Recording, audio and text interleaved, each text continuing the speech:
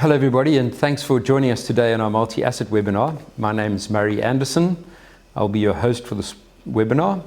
On my left is Romelon Chetty, who's in our equities team as a portfolio manager. Bastian Teichgreeber, our CIO, and on his left-hand side, Shriya, who's a portfolio manager in our multi-asset team. Bastian, lots to talk about as usual. And first of all, I think to start things off, we need to look back in the past quarter. A lot happened. Just give us a little bit of a reflection on what took place, because it was tumultuous given what we'd seen from the American markets. Yeah, Murray, you're right. Thanks first of all, everyone, for joining once again. But I guess, a lot has happened, and a lot of it was linked to tariffs. So we're forced to jump into just speaking about tariffs. I guess there's much more which has happened, but I guess it is the right topic to focus on. We started the Trump presidency on a positive footnote with the expectations of lower tax rates, potentially productivity gain through more investments, fixed investments, particularly mentioned the technology sector here. And we also spoke about deregulation, but all of that has basically been lost in translation, and it's not part of the conversation anymore. Now we're talking about tariffs, now we're talking about tighter border controls, and that's what takes center stage, and that's obviously very bad for businesses, very bad for the consumer because it creates uncertainty, and then also not good for the investor because as an investor you want certainty as well. So you mentioned sort of the stock market did extremely well, and then it kind of hit into panic once the tariffs came in, and particularly Mag 7 started to come off in the early parts of sort of the tariff announcements. What are that from an economic perspective? How do we measure that, and what do you look at?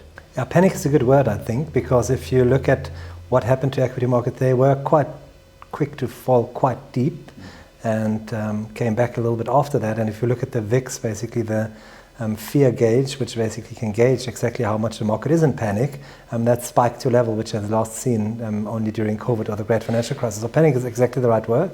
But the problem with that panic is it also impacts the real economy eventually through a loss in business confidence, loss in consumer confidence, and the US economy being so consumption-led, then obviously any uncertainty creates a lot of problems. Okay, so we start with a top-down view of the US economy, the way we capture it in the Prescient economic indicator. That's our own in-house nowcasting, which we always showcase, because it does tell us where the US economy moves in real time.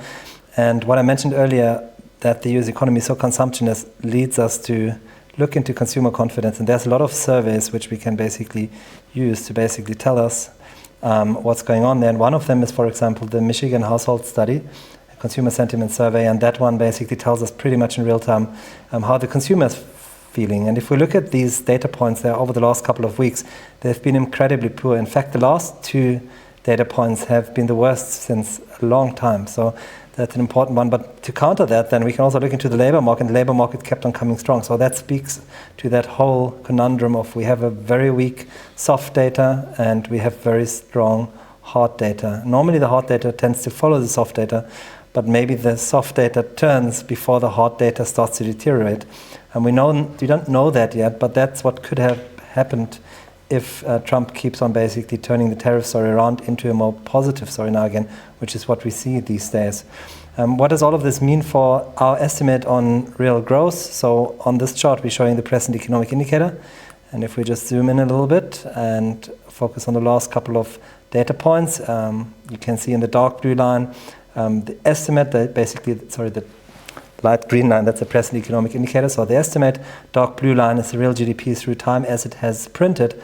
And on the very right-hand side, you can see that there is quite a bit of a slowdown, but it's very choppy data. And that's basically exactly that conundrum of ever weaker soft data, ever stronger hard data, and very big discrepancies thereof. And that means that the estimate jumps around quite daily. But the reality is if we look into the detail, we can see that the last print points to a 1% real growth. That's not amazing, that's not terrible. So our point here is, yes, the economy is slowing quite significantly based on the poor soft data, but it's not falling off a cliff yet, and we need to observe what happens to that soft data because Trump might well turn it around. Thanks for that view, Bastian. If the US market or the economy is slowing and we expect US growth to be poorer, what impact does it have on global economic growth? Yeah, we always focus on US growth because, not that we can't track global growth, but we can track US growth quite well because of the frequency of data and the reliability of the data. And we do know that US growth is the engine room of the world. So with less US growth, we will have less global growth. So that's why we focus so much on US growth. And there we see a slowdown. So to answer your question, slower US growth certainly means less or slower global growth. And that's what obviously is quite negative for risky assets. As said, things are not falling off a cliff. It's not all that terrible. We've been through many recessions before. The market is partly priced for some of these already. But definitely from a top-down point of view, the economic picture is not looking too rosy. Thanks, Bastian. And you mentioned Trump tariffs, and hopefully, certainly what we've seen from this weekend, it's not looking as bad as initially expected.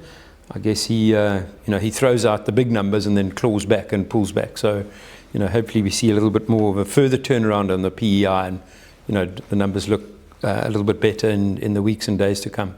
Shriya, turning to you in the multi-asset team. I mean, obviously, given all of this, you've got to consider multi-asset classes and how to combine all of that into a portfolio.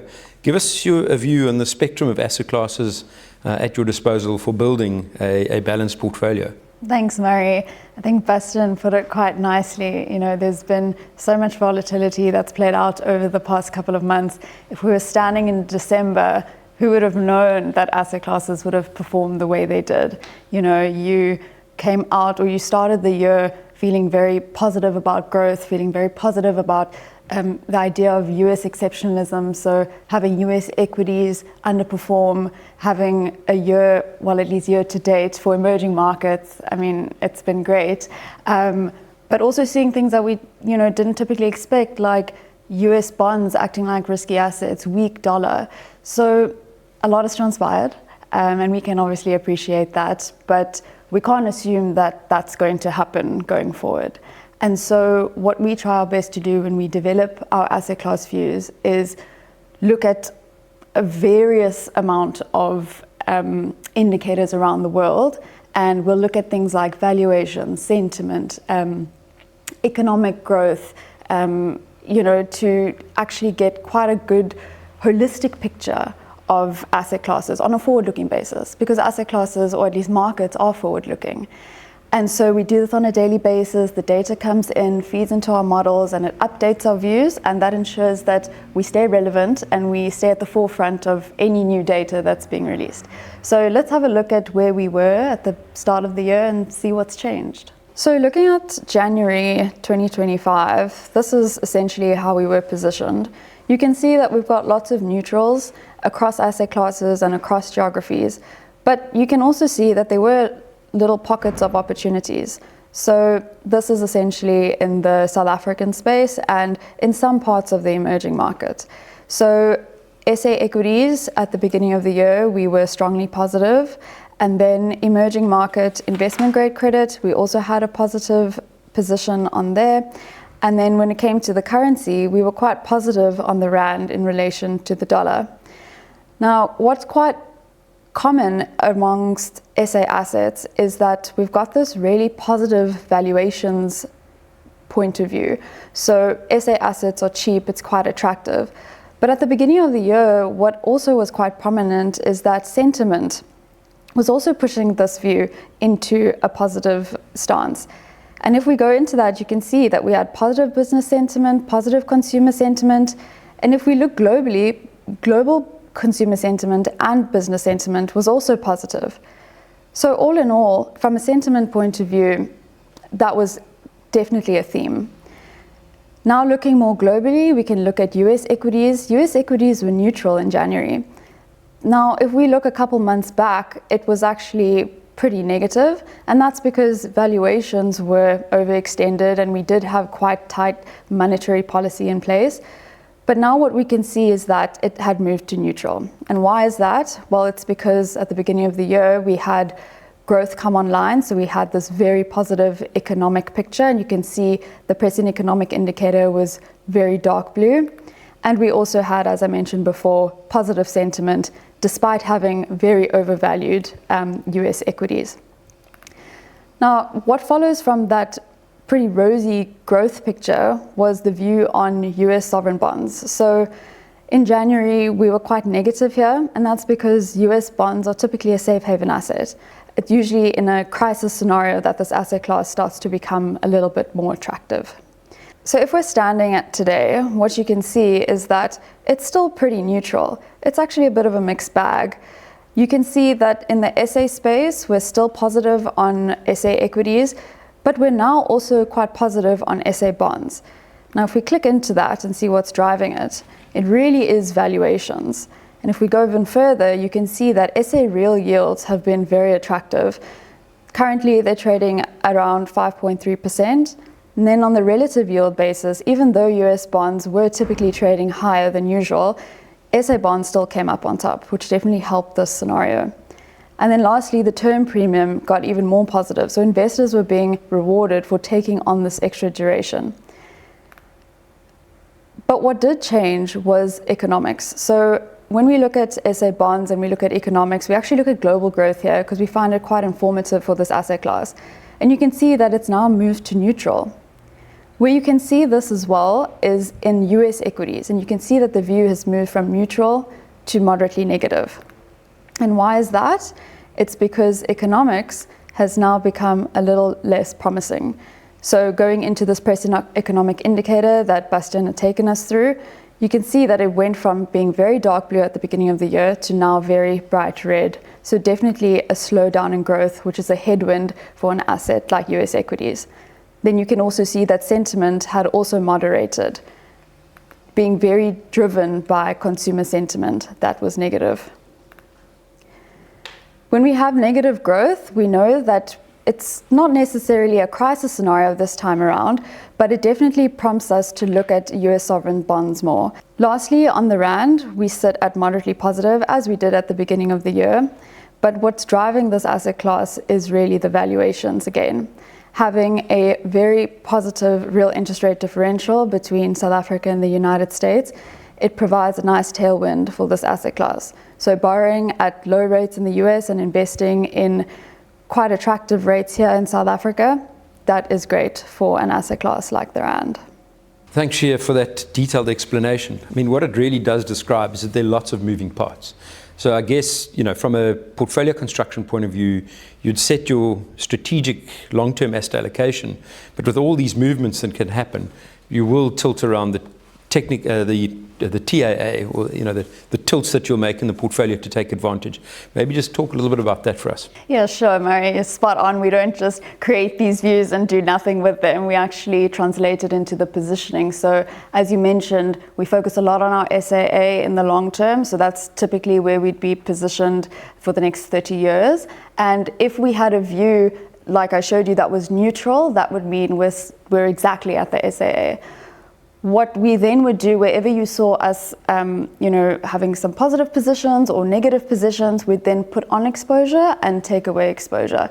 But we don't just take the exposure down to zero if it's negative or very negative. And I think that's quite important, is that it's very marginal to take advantage of those shorter term market dislocations. And also because we are very set on selling a fund that is exactly what we say it is. So targeting a CPI plus 6%, in our balanced fund, you need to have a strategic asset allocation as it is, but it does have room to maneuver, and that's exactly what we'll do with our tactical asset allocation. Romeo, Shriya covered the broad asset classes, but maybe if you don't mind, dig into a little bit into the equity market, and what did we see over the last quarter, and how does equity markets played out? Thanks, Murray. So Shriya mentioned that we use a plethora of asset classes or factors to inform our asset class views. And SA equities were strongly positive at the start of the year, but now are moderately positive. And the reason for that was that sentiment has deteriorated due to various reasons, such as the Trump tariff and maybe some local sentiment. But valuations have also come in slightly because of the strong equity market rally. So that has resulted in a movement from strongly positive to moderately positive. In the US, we saw that we had a neutral view as valuations were unattractive, but sentiment and economics were slightly positive. Now that has now moderated to moderately negative because sentiment and economics have come in whilst valuations have remained unattractive. And to go in a little bit more detail, let's look at the SA equity asset class view. So if we look at the SA asset class view on a whole, we can see that we are moderately positive. This is comprised of the 4 different categories: valuations, which are currently strongly positive; economics, which are moderately positive; financial conditions, which are neutral; and sentiment, which is neutral. I really want to zoom in and focus on valuations, as it's the key driver of the asset class view at present. So if we look at valuations, we have 4 different metrics that we use to build up the valuation view: price to earnings, price to books, price to sale, and relative earnings yield. And if we go into one of these, which is price to earnings is the price you pay for every rand earned. And we can see that since 2021, SA Equities has been below its median long-term price to earnings ratio, which tells us that it is still attractive. There's still value in the SA market. When you look at this compared to the US equities are far above their long-term median. They're currently sitting at 24 for every rand of earning.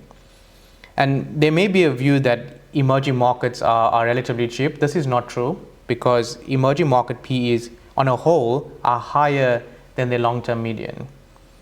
So to summarize all of this, we see that SA equities are cheap relative to US equities, but they're also cheap relative to emerging market equities and their long-term median. So there is a good case for the strong valuations of SA equities. Romeo, thanks for that deep dive. Tell us a little bit about the performance that we experienced through Q1. So global markets are a mixed bag in Q1, with developed markets underperforming their emerging market peers. And this was largely driven by US equities, which was down 4.3% for the quarter. And despite strong corporate earnings, we saw that the looming fears of the potential trade war from the tariffs that resulted in the US market underperforming. There's also looming concerns over economic prospects, as there's a potential for higher prices as well as higher interest rates. And we saw in March the S&P had its worst month in over 2 years. When we come to South Africa, we saw that despite the widening of the cracks in the GNU with regards to the fiscal framework and monetary policy, the SA equity market rallied as evaluations remain strong and supportive. The JSE All-Share Index is up 6% for Q1. That's largely driven by resources, which are up 30%. And the resources return were strongly contributed by the gold mining companies, because most of the gold miners were up over 80% in Q1. That's almost double your money.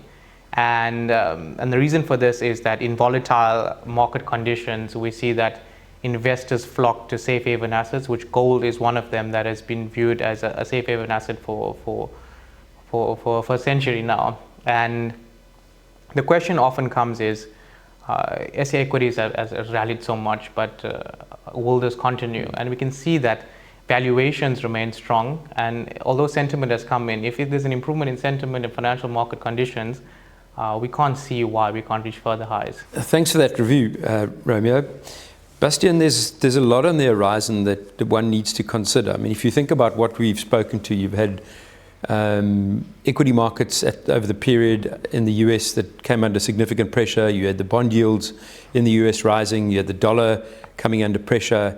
I mean, there's lots to consider here. You know, from a portfolio construction point of view, as the CIO, what do you need to consider in this environment? Yeah, we've spoken about it a lot already, and I think the core principle is always to measure scientifically what really drives capital markets and asset classes in particular. And if we do that, some of the topics we are spoken about are not all that important, and those are the topics which catch the headlines. It's a fall apart of the government of national unity, it's maybe political instability or the poor fiscal situation. That's actually not what really keeps us up at night. What keeps us up at night is more the global factors, because those we can measure that and show it.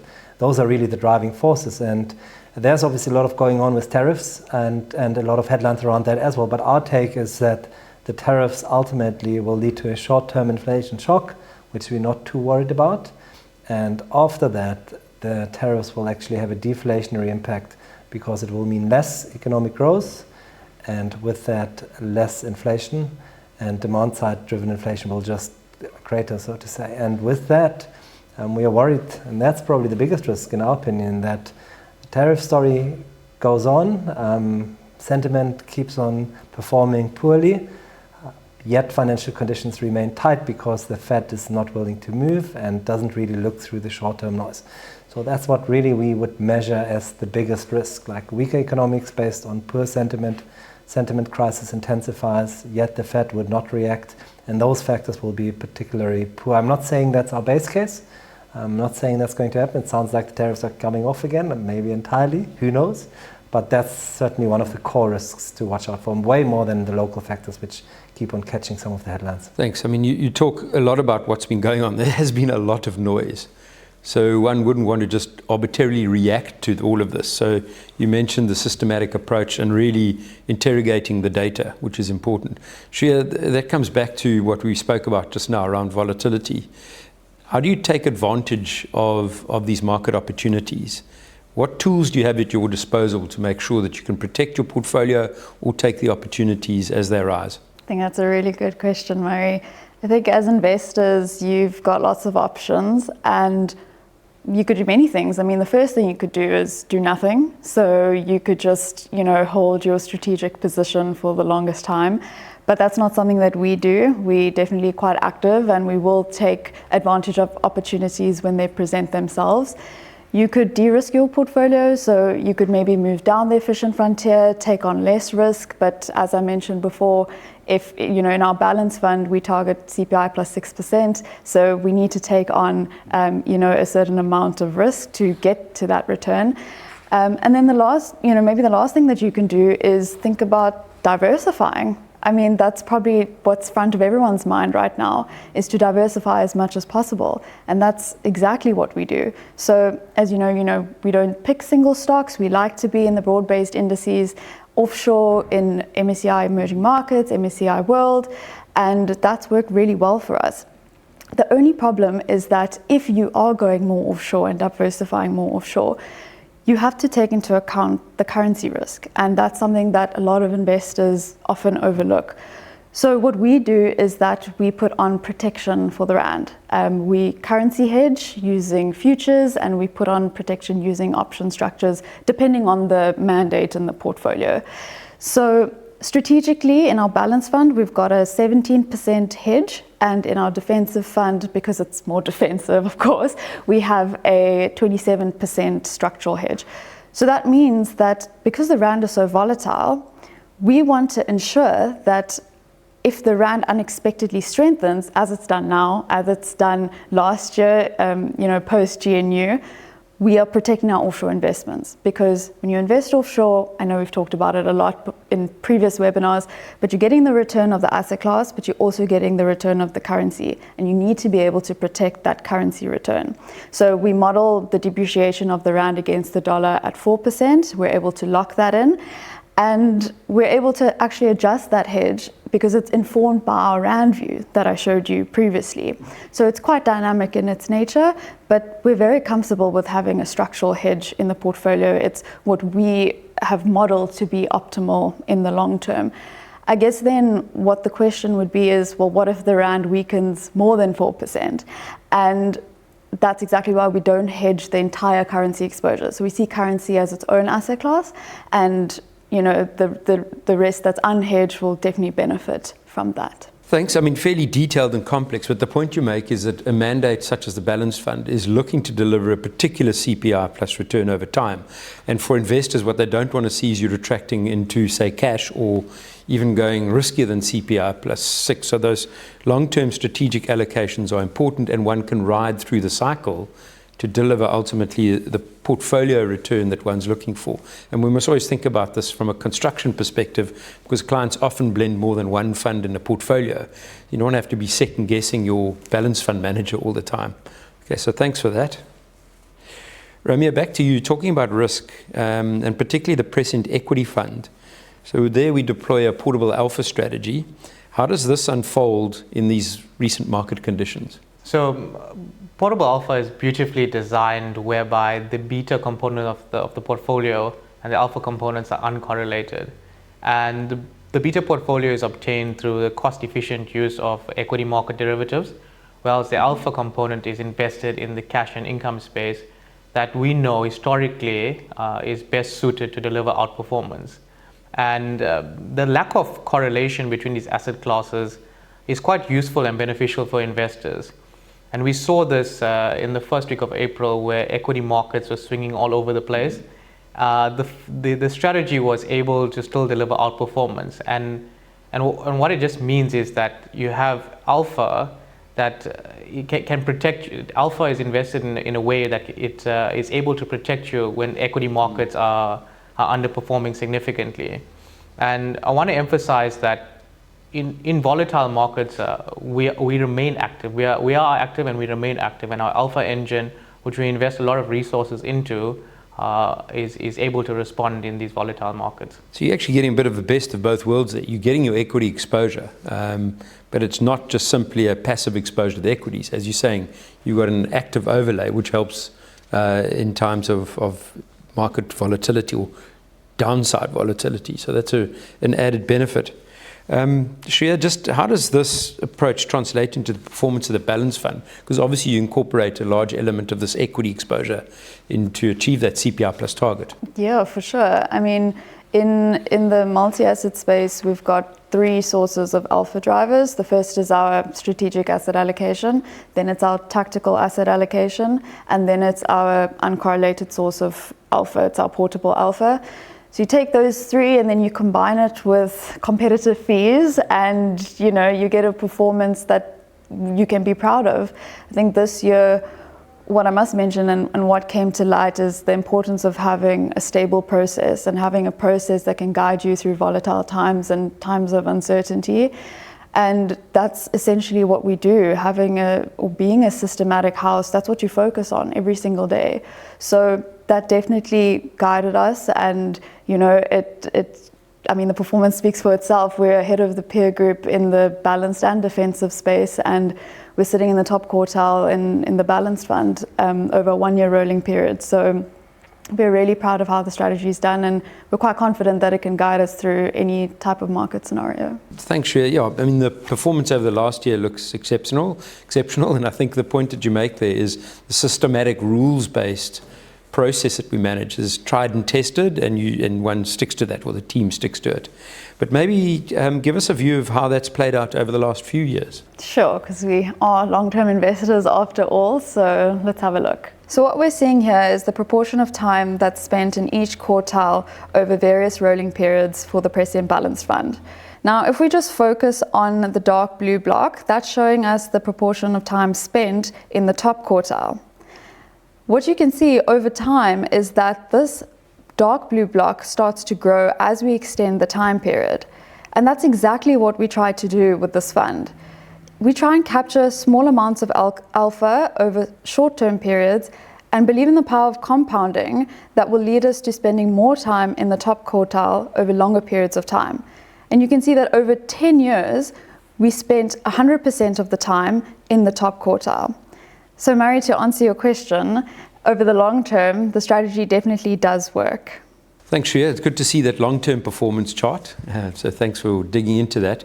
I mean, as I've mentioned, and we know well, is that one of the long-term drivers of performance for funds such as the Balanced Fund is obviously a large component of equity. So Romeo, how have the equity funds done? So the equity funds have performed really well from both an absolute and a relative point of view. And as I mentioned, a lot of resources goes into our alpha engine, and it's quite nice to see that it's clearly delivering the outperformance to our clients.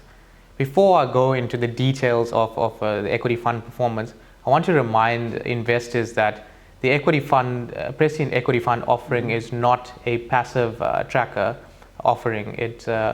Passive trackers although they have low fees, they're systematically set up to underperform the index. Whilst we, at a low fee of 30 basis points, we are able to outperform the index and deliver consistent outperformance over the long term. So let's take a look at one of the equity funds, the Prescient Core All Share Fund. If we look at this performance chart over the periods for the Prescient Core All Share Equity Fund, which is benchmarked against the the JSE All Share Index, we can see that the fund outperforms its benchmark over all time horizons. It also outperforms the ASISA equity category general. And I just want to focus in on the 1 year performance. We can see that the fund is outperforming its benchmark by over 3% and much more than the South African equity category general. And we want you to note that a passive tracker fund cannot deliver outperformance like this.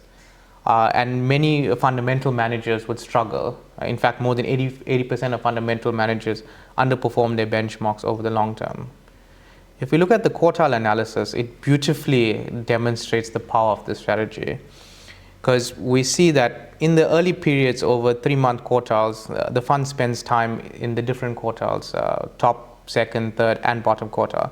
But as we move to longer time horizons, which is well associated with the investment time horizon of equity investors, as we get into the 5-year periods, we can see the fund spends its entire time in the top quartile.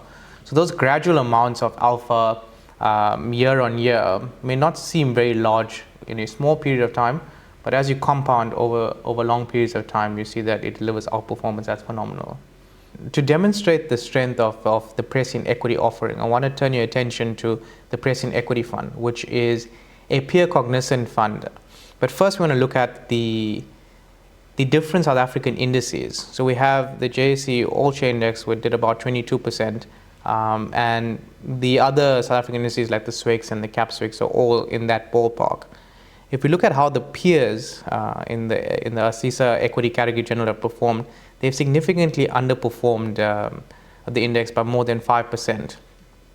The Prescient Equity Fund has delivered significant outperformance, not only against its benchmark, the peer group, but also to the South African all the different major South African indices, which speaks volumes about the power of the Prescient equity strategy.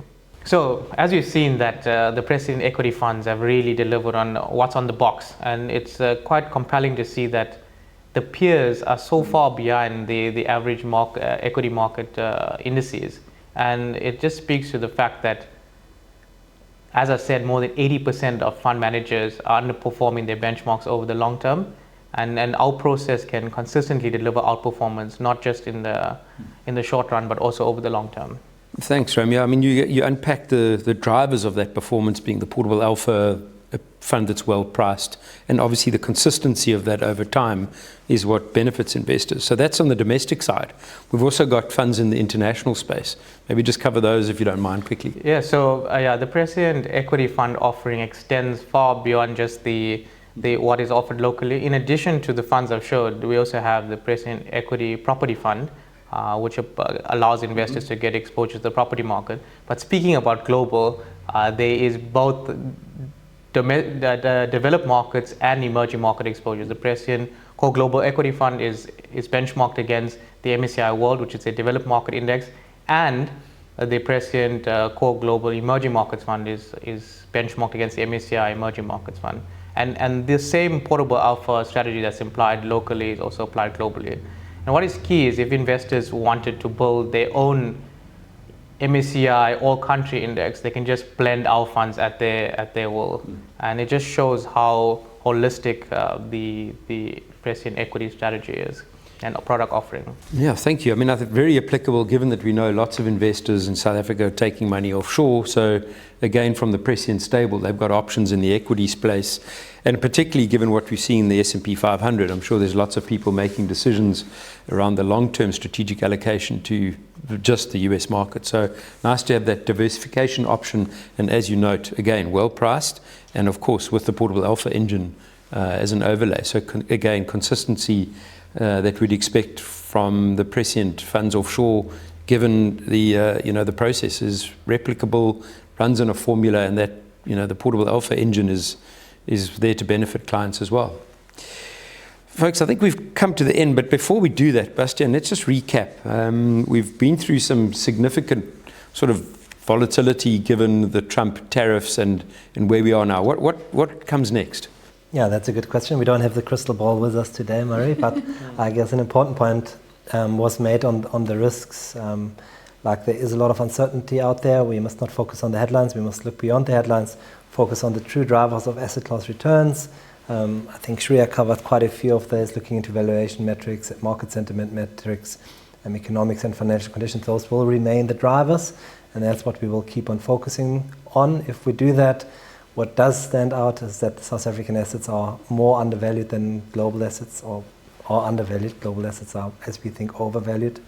From an overall TAA point of view, we take a quite cautious stance, so moderately cautious on most of the risky asset classes, with a strong exception being that we do like the South African asset classes, where we're mostly positive. Having said that, diversification is key, and that is ever more important. We could see it all of a sudden, those amazing US Treasuries behave like a risky asset, and we hold US Treasuries, and we should, but we also hold some alternatives, like our high yield credit fund, like our clean energy fund, like maybe even infrastructure debt fund, and those have proven themselves as true diversifiers, so don't forget about those. So in the balance fund we get all of those, and then one core engine room is obviously at our alpha process. The heart of our alpha process is portable alpha, and I think Romeo has taken that into the last detail, showcasing that while active asset management is tough, he speaks about 80%, and that's spot on. 80% of the managers don't get it right, yet with our engine room you get it consistently ahead a little bit, and then obviously the gap just keeps on opening, and that's what we can see in the equity funds and our balanced fund and across our fund. Lovely. Bastian, thanks. Shriya, it's all about getting the asset allocation right. I mean, you've demonstrated that in the performance of the balanced fund over the long term.